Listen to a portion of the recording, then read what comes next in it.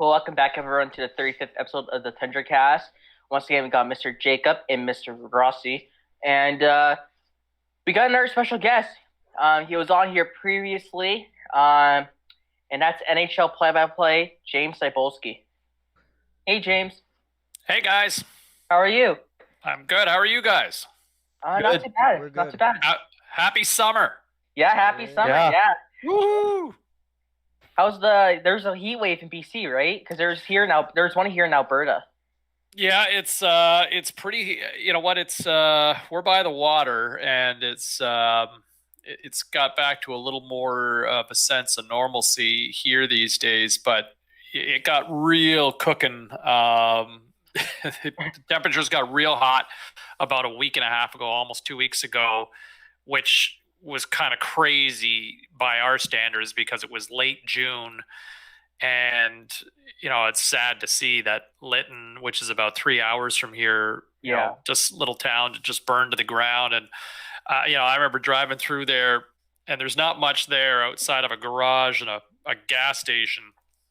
Yeah. And I remember driving through there with the kids, and they had to stop to go pee, and there wasn't really much of a place to go, but we stopped, and I remember getting out of the car, and it was kind of late morning, and I remember thinking at the time, holy crap, it's hot here. And that was only when it was probably mid-30s on a weekday morning, so I can't even imagine where you don't really have the humidity on this side of the Rockies, right? Where I grew up in Ontario, where, you guys are in Alberta, if you're saying, and, it can get steamy, right? But it's more muggy, and it's that humidity where, it was just cooking heat. And so I think it's a little bit normal, but we have not seen a drop of rain in weeks, and we're a rainforest, so that's always a little odd. Right. All right, so I think we can get... So you wanted to talk about, right? You wanted to talk about the heat and the weather, right? Yeah. Right. Weather's always interesting. Yep. All right, so let's get started. All right, I'll start it off. As we all know, Stanley Cup Finals just ended, and the Canadiens had this huge surprise run. What was your opinion on the Canadiens' playoff run? Magical. It was a lot of fun, and I'm sure it's probably a little disappointing that it came up a little short. And in fairness, history will probably be written in the sense that the Habs looked like they proved to be no match for the Lightning because it was a 5-game series. But, you look at that final game. It was a 1-0 result, right? It could have gone either way. I don't think Carey Price was the Carey Price that we had grown accustomed to for the better part of the last 2 months in the first 3 games. But he certainly reasserted himself in the final 2. And just the magic ran out. But you look at the way that this team was built, this is what this team was essentially built for. This is the reason why I liked the Habs to win the division in the regular season. Because, look, big, deep, strong blue line, right? When you look at the bodies out there with Weber, the addition of Edmondson also joining the mix, the rise of Romanov, with Petrie in the mix as well. That's a good looking D. And then you look up front with I counted probably 8 or 9 guys that if everybody was clicking in a perfect world, obviously it didn't happen, but in a perfect world, you had 8 or 9 guys that had the capability in a conventional 82-game season to score in and around 20 goals.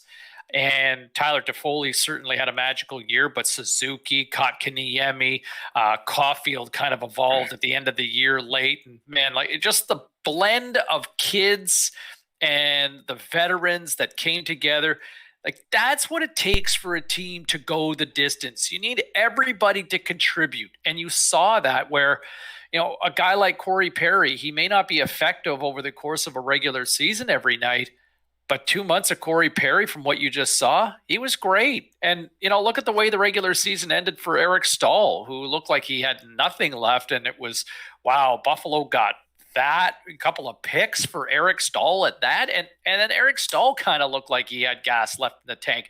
No passengers. It was a fun run. And the Habs, once they kind of got knocked down initially against the Leafs, they kind of used it as a rallying point. And, the best goaltender on the planet, although I guess you could make a strong case for Vasilevsky, I'm still a Carey Price guy, and he certainly showed that. I agree. I agree, and especially since it's been 10 years since the Canadian team went to the Cup final since Vancouver. It was just great to watch. This Habs team just prove all the haters wrong that kept calling the Canadian division this weak division, a bad division. So it was great to see them surprise a couple people. Yeah, no, it was totally. And look, I think in some respects, did we overestimate the quality of the North Division or the All-Canadian Division, if you will? I think to a degree. Look, Vancouver looked to be quite the frauds, right? I mean, they looked very fraudulent this year. The Calgary Flames were frauds this year. But going into the season, I think you could make a case for at least 5 of those teams to be legitimate Stanley Cup threats. The Leafs certainly felt like they were positioned to be that way. I think the Winnipeg Jets certainly kind of felt like, look at the depth that they have up front going in to start the year. I mean, that blue line's not as thin as some people kind of crack it out to be, but you look at that group of top 6 forwards, there's a lot of firepower with the Jets, and you have a Vezina Trophy goaltender in Connor Hellebuck. So there's a lot to like with the Jets. I think with the Oilers, as long as you've got McDavid and Draisaitl, you essentially have to look at your window being open effectively now. And the Flames certainly felt that by going out and adding a top 4 defenseman in Chris Tanev and bringing in an all-star goaltender in Jacob Markstrom, that was going to push all their chips to be all in, and clearly it didn't happen, right? So, and then the Canucks obviously ravaged by COVID, dealing with injuries, the cap issues, they took a step back this year, and it ultimately, Ottawa turned out to be a nice surprise. They were better than probably most people realized, but I think overall the thought that 5 teams look to be legitimate Stanley Cup contenders clearly wasn't the case with the North. But it was good to see that the Montreal Canadiens got to the Cup final, because I think it reaffirmed that, hey, you know what, maybe this division wasn't that crappy after all, because, hey, look, that was a good Vegas team. And that wasn't, and it's not like they were awful. They just couldn't score. And in fairness, when you've got a hot goaltender who's playing at the top of their game, history will show you that a lot of good teams go home as a result of a good goalie. I agree. Yeah.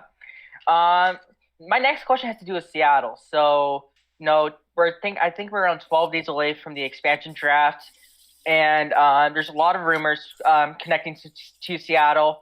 Now, how do you think they're going to do in their first year? Do you think it will be like a Vegas type run where they're going to make it deep into the playoffs, or do you think it's going to be more of a laid back kind of build a team approach?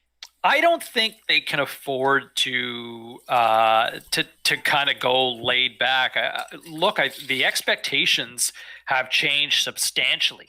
Right now, is ownership going to be as aggressive as what we saw with Vegas and just the way that they attack? Look, I think you're going to see managers and evaluators. The rules have changed, right? It has been a long time since we saw an expansion draft before Vegas finally had their opportunity. And, they manipulated the cap. They manipulated the rules to their benefit. They didn't break any rules, but they certainly constructed a really good hockey team. And so I think you've got a lot of general managers now that are very mindful of the approach. But there's some opportunities for Seattle to kind of hit some home runs. And I don't know if they're necessarily going to be looking at trying to assemble a roster to say, we are going to be a Stanley Cup contender right here, right now.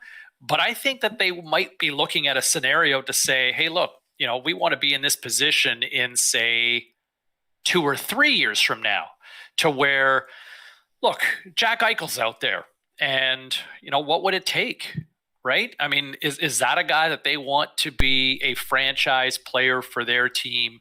They've got obviously the cap space, to have a franchise player. Are they confident enough that they will get a franchise player with their top draft pick, their inaugural draft pick, right? So I think there's a lot of questions that need to be asked, but I would think Ron Francis will probably – I don't think anybody – I mean, look, everybody was surprised with Vegas. but I think the play will be to be in a position to contend for Stanley Cups in probably 2 or 3 years from now. You're not going to be looking at a long, slow build, and I think just there's going to be a restlessness, and they'll be compared and measured to Vegas. But I don't think anybody's expecting them to have to get to the Stanley Cup right away, but I think people are going to expect them to be competitive right out of the gate. There's going to be an opportunity to have a competitive roster. I just think that the play will be closer to a 2 or 3 year plan from now to say, okay, look, let's get the pieces in place. The draft infrastructure will have some prospects ready to go. And, if we can be ready to go all in within.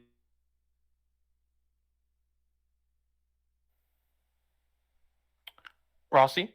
Does that make sense? Yeah, it honestly does. Yeah, it makes a lot of sense. Kind of segueing from maybe Seattle's first year to a bit of more of what many, like, I would say more casual hockey fans might know you for, and that would be the NHL EA Sports series. I would have to ask, how was recording the audio for Be a Pro like? Do you guys play the game? I do. I play like the first 2 weeks of Be a Pro, then my Xbox just died. You know what? It was a lot of work because we had layers upon layers upon layers upon layers of depth for almost every scenario for how your player or how said player was going to fare. Let me ask you this first, and be honest, and it's totally cool. How did you find your experience to Be a Pro? It was definitely better than, NHL 17, 18, 19. And it kind of reminded me of how it used to be in NHL 14 with the Live a Life. So it's kind of refreshing. But, like, after the first few weeks, it kind of got a little repetitive. Yeah, But and it was mostly, for me, in my opinion, it was mostly the fact that I found it almost impossible to not be drafted, like, in the first round. Like, I literally tried to just screw up everything and see if I could get drafted out of the first round, and I couldn't. I still got picked very high overall. And then another thing that kind of bothered me with it was that you couldn't get hurt. Like, one time I got laid out, open ice hit, and like I was hurt and had to come out of the game. And then like the next game, which was the day after, I was just ready to go again, and it kind of just took some of the realism out. Yeah, fair enough. I think that there were some stretches. I'm trying to remember. I think that there were some instances where the player was going to be injured for a period and was out for a little bit. But I think the one thing that, and I don't want to speak for the producers because it's ultimately their call and not mine, but I think the focus was to make sure that the player was involved as much as possible. Now, you guys are probably much better players than me, but I was a third round pick of the Montreal Canadiens when I played my season to Be a Pro. So I didn't go in the first round, unlike you lucky ducks. And I was a later round pick. I was a healthy scratch, or I spent most of the time on the fourth line.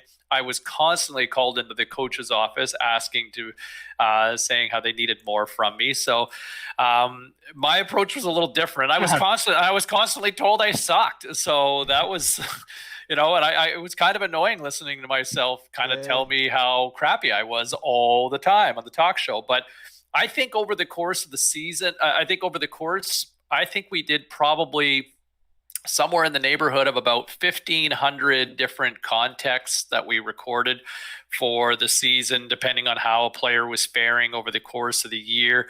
Not to mention, then we had the call-in show element where, whether it was the Beast or Becky or Brendo and, and then Ray calling in, we did a few hundred of those with Ray, and there was a few, 100 or so with each of the other guests as well. So, I think all told, we were probably over 2,000 different contexts from over the course. So, I guess you're not going to please everybody. I did notice a couple times that some of the same contexts kind of triggered, but It wasn't for a lack of trying to put as much content as we could. Like I said, we're probably about 2,000 different conversations over the course of the season.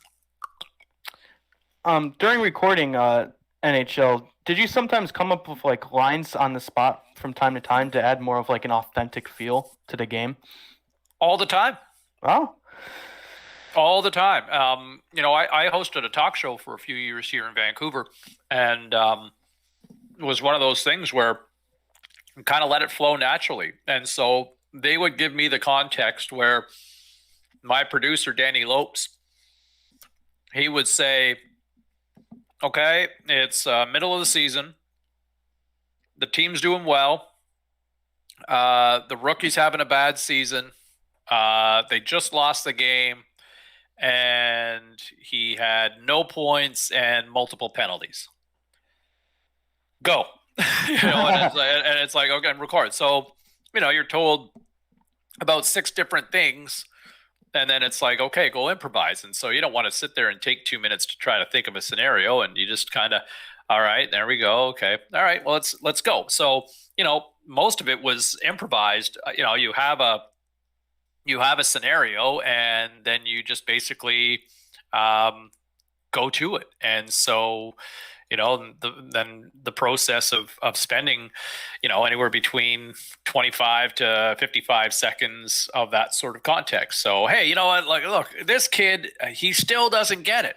We're at the midway point of this season. It's a good team, and the rookie continues to struggle. Like, I wonder, why was the decision made to keep him here? Why wasn't he sent down? Go play at another level and dominate, because clearly it's not happening.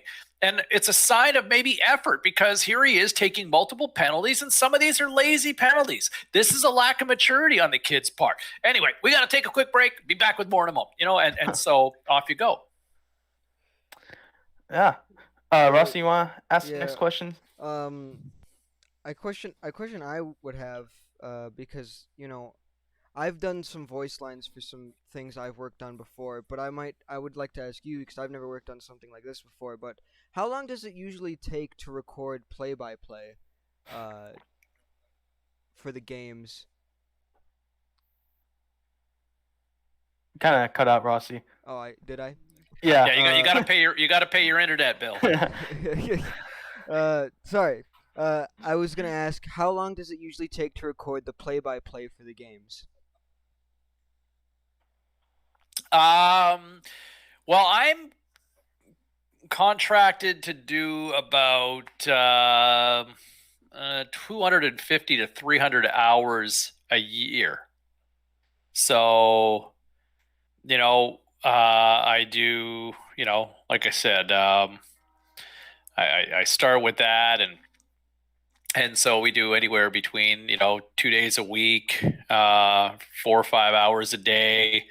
And off we go. So yeah, I mean, we kind of go through the whole season. Yeah. How has like the process been on NHL 22 been like since we've been recovering from the pandemic? Has been any progress? Well, we've been, for me personally, I've been home since. We've been all working from home since pretty much March of last year, and then our production team kind of figured out how to, just they figured out, okay, hey, look, we got some gear, and they sent me my microphone and a whole bunch of big foam walls to try to, kind of give the proper audio context and just continue. So. I would be, while the kids were all homeschooling, I was upstairs in this little, tiny little nook and upstairs, and screaming about the rookie and just voicing away for NHL 21 and all that. And so we pretty much just just kind of updating the game as we go and adding content as we can over the course of the season. If you're even allowed to like say this, has there been like any like news you could reveal on NHL 22, even anything like minor? Have they even announced that there's an NHL 22 yet? Nope. Ah. Not even any news at all. I know. That's Crazy. They haven't told me anything either. So Yeah, I think, that's and you know what the actually a funny thing is? first. The crazy thing is I used to be able to try to dig for intel and scoops when we would be in the office, but honestly, for the last, what are we? Well, we're almost 16 months into this pandemic. By working from home, I am loop on the video game. Like, Ray and I voiced this game together, but I haven't seen Ray in over a year. Yeah. Face to face. I mean, I've seen him for some Zoom conferences and some dual voice sessions, but with Ray and Carlin and just all the producers and the editors. So you don't get a chance to connect, and you're not into the studio, you're not into the building. So there's not a lot of that sort of networking or conversations. So I have nothing. So if you guys are digging for scoops, man, you guys, It's gotta be. you got the wrong guy. You know what? You gotta look up higher. You gotta go higher on the food chain than the talent. Okay, a question I have to ask is, are there any points where you're recording a line and you kind of mess up? And when you mess up, like sometimes when I'm doing something, if I mess up, like I have to completely start what I'm doing over. Do you start over, or do you just kind of roll with it and keep going, like if you stutter or something? That's a good question. You know what? There are some instances in Be a Pro where I think I trip over a word or two a couple of times, and I just roll with it because I felt like it sounded natural, and I think the production team felt the same way, where they were kind of, you know what, there's just an authenticity to it. And I would sometimes play off of it where I might trip on a word and it's like, oh man, I'm getting so excited, I'm getting worked up here, I can't even think straight. Here, I'll be right back, and so kind of play off it. I think in the context of the play-by-play of a game, there's tons of times I'll screw something up, or there's other times where the production team just may not like what was said, or feels like it's a little too cheeky, or I might find it funny, but they're kind of like, yeah, we're not going with that. So sometimes there's a bit of an agree to disagree, and sometimes it's just a straight up screw up on my part. Any final thoughts, James, before we head out? It's summertime. I think this is going to be a fascinating off season, and I cannot wait to see what teams are going to look like when the dust settles, because I think there's a lot of teams that are very nervous about tiptoeing around the salary cap, but there's also some teams that have maneuvered themselves strategically to have a lot of flexibility. And so between teams trying to find a way to get out of cap hell, between teams trying to get back to glory, and teams that feel like they're right there, I think you're going to see some home run cuts this offseason that are going to be absolutely fascinating to see. I think there's some heavyweights that have been kind of there, and it looks like maybe the empire, if you will, for some franchises have kind of eroded. Is there something bold that needs to be done? What happens to the Penguins? What happens to the Capitals? What about the St. Louis Blues? What will Vegas do? Man, they've been aggressive every year for the last several years, and I think the Kings are poised to do something. And obviously, it's fascinating to see what is going to happen with respect to the Buffalo Sabres, right? I mean, here's a team that has been effectively rebuilding for, it feels like about 30 years now, but you've drafted so many high-end quality talents, and yet it just has all gone to mush when you look at some of the players that they've had over the last 7 or 8 years, whether it's Eichel or Reinhardt or Dahlin or Ristolainen.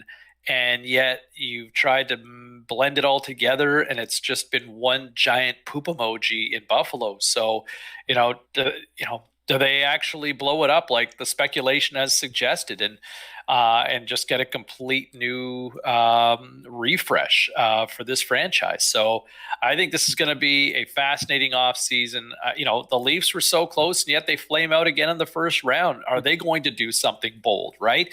What happens with the Flames, where, here's a team that has felt like they've been right there on the cusp to being a Stanley Cup contender, and yet, they've won one round really in the last, 6-7 years. So they've had this core, they've had an opportunity for a long time, and, is it time for something bold now to happen in Calgary? And Treliving hasn't been afraid to do something. Edmonton, right? I mean, what do you do with goaltending there? And at some point, you got to be all in with Connor McDavid and Leon Draisaitl. Like, how many more times do you flame out with that team, right? So it'll be a fascinating offseason, I think, and buckle up, because I think the next 3 weeks are going to be epic. Yeah. Oh yeah. I mean, me personally, the offseason has already been pretty aggravating for me as a Predators fan. Yeah, no, and that's and to see where that kind of where they go, right? I mean, there's another team that you look at, I kind of mentioned, as I touched on, with Pittsburgh and Washington and St. Louis. I totally think that the Predators are in that discussion as well, right? I mean, they were awful in the first half of the season and found their groove, and man, there's some incredible pieces that are there still, right? Obviously, Roman Yossi and, Ryan Ellis is such a stud on D as well. I mean, that is such a beautiful blue line. But, you look up front and, for all the quality pieces that they've had, like Ryan Johansson has just not lived up to that billing really over the last few years as being that franchise center that they were hoping he'd be. And, it just kind of goes from there where, it's what do they do, and how much flexibility can they make happen? Obviously, they did something already with Arvidsson going to LA, but it feels like they're going to need to do something more. And you're stuck with that cap hit with Matt Duchene. Like, that's a lot of money for a guy in that position. Like, decent hockey player, but would I want to be committing $8-9 million a year for another 6 years for Matt Duchene? Yeah. At least there's a bright side in the fact that he doesn't have any clauses to his deal, but I don't really think that you can move that contract anyways. No, I mean, who's touching that right now, right? I mean, only Seattle might, if we offer them like a pick and a prospect to take. Only Seattle really would. But I can't even see Seattle going near that, just for the simple reason that there's just so much term, right? I mean, he's not a free agent until 2026.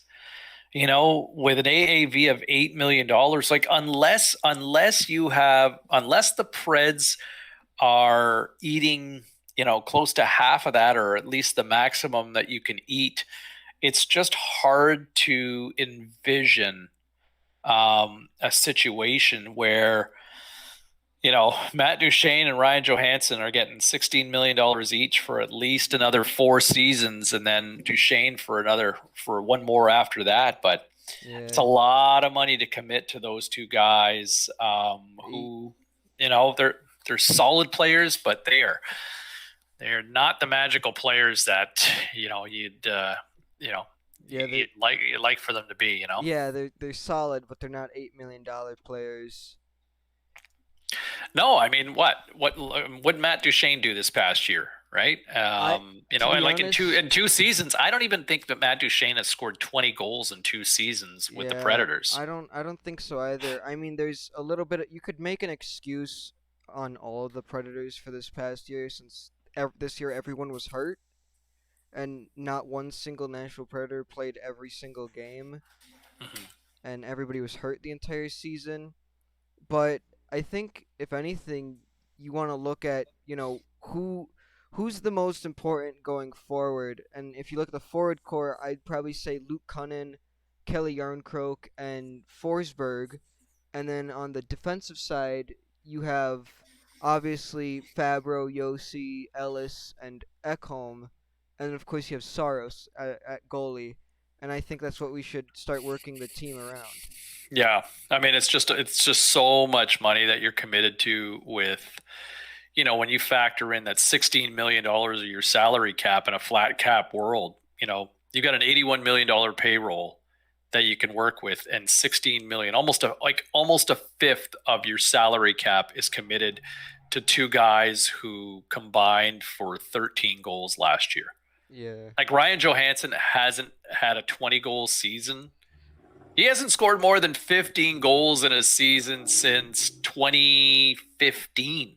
Yeah, and Yikes. You could argue he hasn't been the same player ever since his leg was broken in the series against the Ducks, and that's what I personally believe. Yeah. Yeah, you go back to the playoffs, right? And yeah. I mean he just has not been the same player, but I mean the one solace you can look at is Duchesne. But I don't know, but I think some of that now, whether he has lost some of that zip, but I would also say that I don't know if Ryan Johansson, I think there's been some questions about his off ice in terms of his training and his fitness and his conditioning, where you got some guys that are absolute workout warriors. I don't know if that's necessarily the case for Ryan Johansson. And I could be wrong. I'm not in the gym with the guy, but that's the one thing I have heard from a few people that have been around him. Yeah, I mean, obviously you can look at some things like that. Like, I don't know. I can't say. But I think there's one solace in both Johansson and Duchesne is the playoff performances that they put up this past playoffs. Because even though they didn't put up amazing stat totals, I mean, you had this past playoffs, Johansson led our team in goals, and Duchesne had 3 points, which isn't bad considering that we couldn't score that entire series.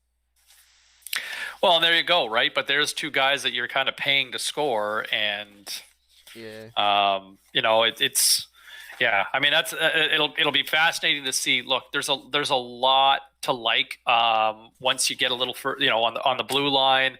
I think there's a lot to like, obviously in goal, where you're saying goodbye to Pecorine. But UC Saros was great this year, and look at that blue line, right? I mean, whether it's Ekholm or Ellis or Yossi, we all kind of touched on. There's a lot to like.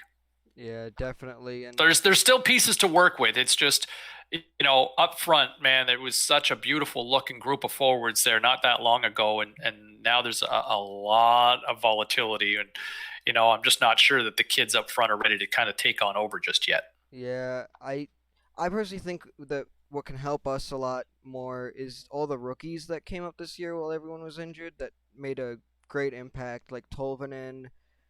You had Trenin, Jeannot, Olivier. You had all those guys coming up, and they made impacts, and I think hopefully we can continue with that going forward. Yeah, well, we'll wait and see. We got what? Let the next 3 weeks kind of play out and go from there, right? Yeah, definitely. All right, boys. All right. Thanks for coming on, James. Well, thanks very much for having me, and you guys stay safe out there, all right? You too. Cheers, gang. Cheers. See ya. This concludes episode 35 of the Tundra Cast. Make sure to like and subscribe, and make sure to watch all our other videos.